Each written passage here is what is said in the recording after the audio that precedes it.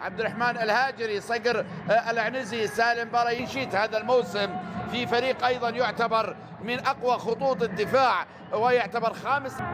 مباراة منتظرة، واحدة من عدد كبير من المباريات لتتويج الأبطال هنا في هذا المساء.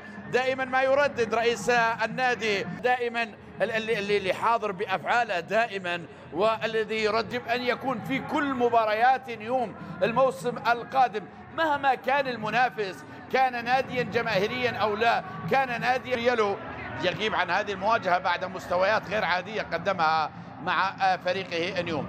كرة تصل عند بالرحمة في إرسالية هذه المرة من عبد الله الصالح إلى صقر. الله على الكنترول، ما حدث في نهاية المشوار، لكن المشوار وصلت إلى سادات، إلى منير. تمريرات قصيرة، كل مدرب سيعطي توجيهاته بين الشوطين أكيد. ثاني لذلك على موعد مع شوط ثاني أيضا منتظر من خلال هذه المواجهة اللي شوطها الأول وصلنا إلى 60 دقيقة ولم ينتهي. حق ميراندا هدافي الزلفي في هذا الموسم، يحاول الحصول على خطأ. مهاجم العدالة على رأس الهدافين ب 20 هدف، ودييغو ميراندا اللي عادت إلى الأسمري، يقف على كرة يمرر جازي إلى الأمام عالية، يكسبها دفاعات الزلفي في كرة إلى دييغو، لا يوجد خطأ بإشارة الحكم. تمريرة لبالرحمة في الجهة اليسرى، دياني وكارلو.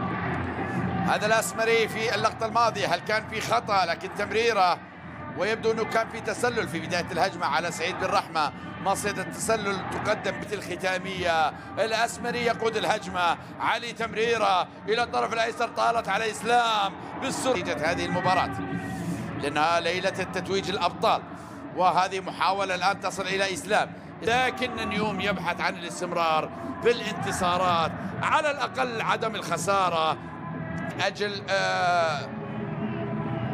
تسجيل هدف ثاني والانتصار في هذه المواجهة. كرة ترسل في العمق، وصلت إلى بالرحمة، استلم، نظرة، دخول العمق، التسديد، الله تصل نيوم هذا الموسم.